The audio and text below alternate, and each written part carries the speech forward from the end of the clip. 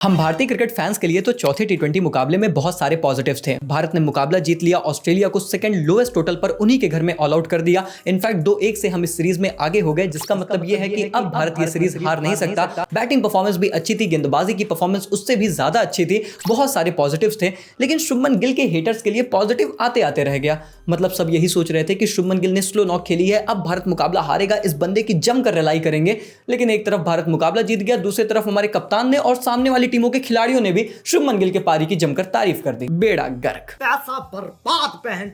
पर आपका cricketing brain नहीं होगा बर्बाद अगर आप दोगे हमारा साथ, क्योंकि हम करेंगे इस फोर्थ टी20 मैच का रिव्यू क्रिकेट के फन मजाक मीम्स लेकिन एनालिसिस के साथ। चलिए शुरू करते हैं। शुरू करेगा टॉस से, तो बीच में वो एक टॉस हमने गलती से जीत लिया था, फिर से ऑस्ट्रेलिया ने टॉस जीता और बोला कि हम चेस करने जाएंगे। और ग्लेन मैक्सवेल ने जिस तरीके से खेला है ना, मुझे लगा कि आता नहीं है पर चेस करने जाएंगे। अब ऑस्ट्रेलिया को ये बात पता थी कि जो खिलाड़ी हमारे लिए अवेलेबल ही नहीं है उन्हें जाने दो, पर अगर हमें इस सीरीज में जिंदा रहना है तो डेफिनेटली इस मैच में परफॉर्म करके देना पड़ेगा, मैच जीतना पड़ेगा। और इसीलिए उन्होंने 4 बदलाव कर दिए। मैं कहूंगा कि ये ज्यादा स्ट्रॉन्ग साइड ऑस्ट्रेलिया की उतरी थी मैदान में in comparison to other matches, क्योंकि यहां पर फिलिपी आ गए, मैक्सवेल आ गए, डॉर्शस आ गए and most importantly Adam Zampa भी आ गया। भारत क्योंकि पिछला मुकाबला जीत कर आ रहा था तो डेफिनेटली हमने कोई बदलाव नहीं किया and we entered with the same 11, जो कि 95% डिजर्विंग 11 भी है, बस वो ऊपर एक बदलाव छोड़कर। खैर, पारी की शुरुआत होती है और कुछ ही ओवर्स बल्लेबाजी देखकर ये बात समझ में आ गई थी कि ये इतनी आसान ऑस्ट्रेलियन विकेट नहीं है। ये टी20 मैच जरूर है पर भाई विकेट थोड़ी सी टेस्ट टाइप की है, क्योंकि यहां पर था स्पंजी बाउंस, जिसकी वजह से बल्लेबाजों को मुश्किल हो रही थी। और ये भी समझ में आ रहा था कि हर एक बल्लेबाज को यहां पर डिफिकल्ट होगा बल्लेबाजी करना, और ये डेफिनेटली 180-200 प्लस की विकेट तो कतई नहीं है। लेकिन बल्लेबाजी गिल भाई कर रहे थे तो गिल हेटर्स ये बात मानने को तैयार ही नहीं थे। वो कह रहे हैं डेफिनेटली स्टैट पैडिंग कर रहा है, अपनी प्लेस सिक्योर करने के लिए खेल रहा होगा, या फिर ये तो बाबर आजम जैसी इनिंग खेल रहा है। और चलो हेटर्स का तो ठीक है, बल्कि वो इन्फ्लुएंसर्स और इनफैक्ट यूट्यूबर्स भी, जिनको क्रिकेट नॉलेज तो जीरो है पर इतना पता था कि भाई शुभमन गिल के अगेंस्ट इस समय माहौल तगड़ा चल रहा है, तो अगर गिल को रेलेंगे ना तो पेल के व्यूज आएंगे, सिस्टम अपना एकदम सेट है, वो भी उसके पीछे पड़ गए। Rohit worked hard to create that fearless batting lineup. This BKL Gambhir has brought back the 220-10 strike rates by playing Shubman Gill over Jaiswal.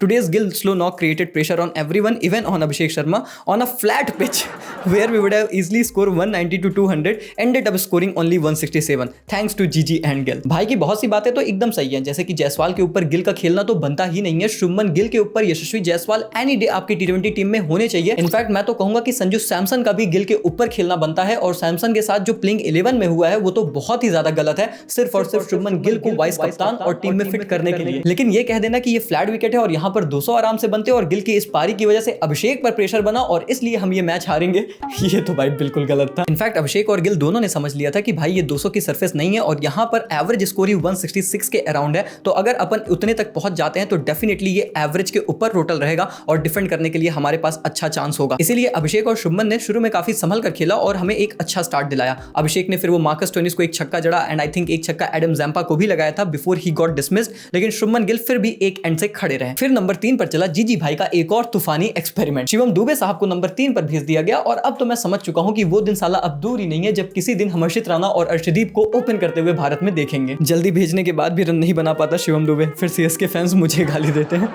खैर, दुबे जी के आउट होने के बाद भी हमारे गिल और सूर्या भाव की एक छोटी सी पार्टनरशिप होती है, और सूर्या भाई तो हमारे तगड़ी से छक्के वक्के भी लगाते हैं before eventually Shubman Gill got dismissed. और हमें ये मीम देखने को मिला, अगर कर भाई गिल ने जो सेंचुरी बनाई उसकी हाईलाइट भेजना जरा। हम पे तो आई नो। और अब हम शुभमन गिल की इस सेल्फिश नॉक पर अच्छे से बात कर लेते हैं। देखो, पहली बात मैं यहाँ पर 2 पॉइंट्स एकदम क्लियर कर दूंगा। मुझे पर्सनली ये लगता है कि यशस्वी जायसवाल की जगह शुभमन गिल के ऊपर टी20 साइड में एनी डे बनती है, और उन्हें इस टीम में होना चाहिए शुभमन गिल की जगह। मुझे ये लगता है कि इनफैक्ट संजू सैमसन के साथ जो इस मैनेजमेंट ने किया वो तो और भी ज्यादा गलत था। पहले आपने ओपन कराया, बंदे ने रन बनाया, फिर आप नंबर 3 पर लेकर चले गए, फिर 5 पर लेकर चले गए, फिर उस बंदे को टीम से ही बाहर बैठा दिया सिर्फ और सिर्फ शुभमन गिल को खिलाने के लिए, इन्हें पोस्टर बॉय बनाने के लिए, वाइस कप्तान के रोल के लिए। इससे ज्यादा गलत तो भाई कुछ हो ही नहीं सकता कि एक बंदे के लिए आप इतने बायस्ड हो कि दूसरे खिलाड़ियों के साथ इतना ज्यादा अन्याय कर रहे हो। बट अगर इस पार्टिकुलर मैच की बात करें जिसको लेकर सबसे ज्यादा सेल्फिश नॉक का टैग लग रहा है और लोग भैया शुभमन गिल के लिटरली पीछे पड़ चुके हैं, मैं बस इतना कहूंगा कि देखो, 2 ही तरीके से आप इस नॉक पर उस बंदे को क्रिटिसाइज कर सकते हो, या तो आप शुभमन गिल के हेटर हो और या तो आपको क्रिकेट की नॉलेज है ही नहीं। तीसरा तरीका बस वही हमारी बिरादरी का है कि जो भी ट्रेंडिंग चल रहा है उसमें लपेट दो। पर भाई क्योंकि तुम हमारी फैमिली हो तो हम बस इसी बात का प्राउड रखते हैं कि हम क्वेश्चन करते हैं, पर वहां करते हैं जहां पर सही सवाल करना है। हम भेड़ चाल में चलने वाले लोग नहीं है, सीधी सी बात यहां पर करते हैं। हम शुभमन गिल पर सवाल उठाएंगे कि भाई वो जायसवाल के ऊपर कैसे टीम में है, हम सवाल उठाएंगे कि संजू सैमसन के साथ ये गलत अन्याय क्यों किया जा रहा है, हम सवाल उठाएंगे क्योंकि शुभमन गिल के इस T20 2025 में बहुत ही अच्छी पारियां आई ही नहीं है, गिनी चुनी 3-4 पारियां हैं, वरना वो बंदा स्ट्रगल ही कर रहा है। हम सवाल उठाएंगे कि आप जनवरी 2023 से अगर इंडियन ओपनर्स के आंकड़े उठाकर देख लीजिए तो सबसे खराब आंकड़े शुभमन गिल के ही हैं। इनफैक्ट रुतुराज के तो 9 पारियों में 365 run with an average of 60 and 147 के स्ट्राइक रेट्स हैं। जायसवाल के भी 36 की एवरेज 164 का स्ट्राइक रेट है, सैमसन के 34 की एवरेज 182 का स्ट्राइक रेट है। सबसे खराब शुभमन गिल के ही हैं, जिनको पारियां भी सबसे ज्यादा मिली हैं लेकिन फिर भी एवरेज 28 की और स्ट्राइक रेट 141 का है। हम यहां सवाल उठाएंगे और बीसीसीआई से कहेंगे कि ये सिर्फ और सिर्फ आपका फेवरेटिज्म है और आप एक पोस्टर बॉय बनाना चाहते हो, इसीलिए शुभमन को इतना मौका मिल रहा है। ये बात समझ में आ रही है और इसके लिए आपको फर्क भी नहीं पड़ता कि आप कितने खिलाड़ियों के साथ अन्याय कर रहे हो। पर भाई इस पारी पर हम सवाल नहीं उठाएंगे क्योंकि मुझे और तुम्हें बहुत अच्छे से ये बात पता होनी चाहिए कि ये कंडीशंस बहुत ही ज्यादा कठिन थी और वहां पर 39 बॉल पर 46 रन भले हमें बहुत खराब इनिंग लग रही है पर शायद वो नीड ऑफ द आवर थी। अरे इसी से समझ लो कि हमने 167 रन बनाया था और ऑस्ट्रेलिया 119 रन 120 बनाते बनाते नाको चने चबा लिए उन्होंने। इसी से पता चल जाता है कि भाई साहब ये किस तरीके की कंडीशंस और पिच थी और यहाँ पर इस पारी का महत्व था। और मैं तो आपसे भी यही कहूंगा कि अगर मैं भी चाहता तो बाकी जैसा सब लोग कर रहे हैं कि शुभमन गिल को घसीटना ही है, उसी पर व्यूज आ रहे हैं, अपन भी वही काम कर देते, लेकिन फिर हमारे आपके बॉन्ड में वो प्योरिटी नहीं रहती। फिर मैं भी वही काम करता जो सब कर रहे हैं और तुम्हें पता है कि भाई अपना रिलेशन थोड़ा सा अलग है, अपन सही बात पते की बात करेंगे, इसीलिए ये बॉन्ड स्पेशल। और इनफैक्ट शुभमन गिल की 121 पर विकेट गिरने के बाद फिर जब सूर्या भी आउट हुए तो एक तरीके का हमें कोलैप्स भी देखने को मिला क्योंकि 121 फॉर 3 से भारतीय टीम 136 फॉर 6 हो गई। लेकिन उसके बाद अक्षर ने 21 की ही सही पर एक कमाल की पारी खेली with an strike rate of 190, जिसमें वॉशिंगटन ने भी थोड़ा सा कंट्रीब्यूशन जरूर किया और जिसके चलते भारत ने 167 बना लिया, जो कि अगेन एक एवरेज पार टोटल बन गया था। खैर जब ऑस्ट्रेलिया शुरू में चेस करने आया तो थोड़ा सा आराम से वो भी खेल रहे थे क्योंकि उन्हें भी पता था कि पार्टनरशिप्स की रिक्वायरमेंट है और मिचेल मार्श ने मैच खत्म होने के बाद ये बोला कि वही पार्टनरशिप हमें बनानी थी, हम नहीं बना पाए। 167 रन इतने आसान नहीं होने वाले थे इस पिच पर, ये हमें शुरू से पता था। लेकिन शुरुआत में जरूर ऑस्ट्रेलिया ने एक अच्छी शुरुआत ले ली थी। इनफैक्ट अगर आप देखोगे तो 9 ओवर तक उनके 67 रन बन गए थे, लेकिन उसके बाद जब जॉश इंग्लिश आउट हुए और उसके बाद मिचेल मार्श 70 रन पर चलते बने, वहां से ऑस्ट्रेलिया की पारी काफी हद तक लड़खड़ाती चली गई। और भाई सबसे बड़ा टर्निंग पॉइंट मेरे हिसाब से तो वही शिवम दुबे था जो नंबर 3 पर आके बल्लेबाजी से भले परफॉर्म न कर पाया हो पर भाई गेंदबाजी से उसने 2 विकेट चटकाए और क्या अहम विकेटें उसमें थी, जिसमें से एक विकेट तो तूफानी टिम डेविड की थी। वही तूफानी टिम डेविड जिसने एक छक्का ऑलरेडी सीधा टांग रखा था और भाई साहब अगर वो चल जाता ना तो तुम्हें भी पता है कि भाई वो मैच को एक तरफा लेकर चला जाता। इस कैलिबर का खिलाड़ी है, लेकिन शिवम दुबे ने थोड़ा सा पटक के गेंद डाली, हाइट पर आई और सीधा गेंद खड़ी और वहां से मैच हमारी मुट्ठी में काफी हद तक आ गया। जहां मैटर बड़े होते हैं वहां हम खड़े होते हैं।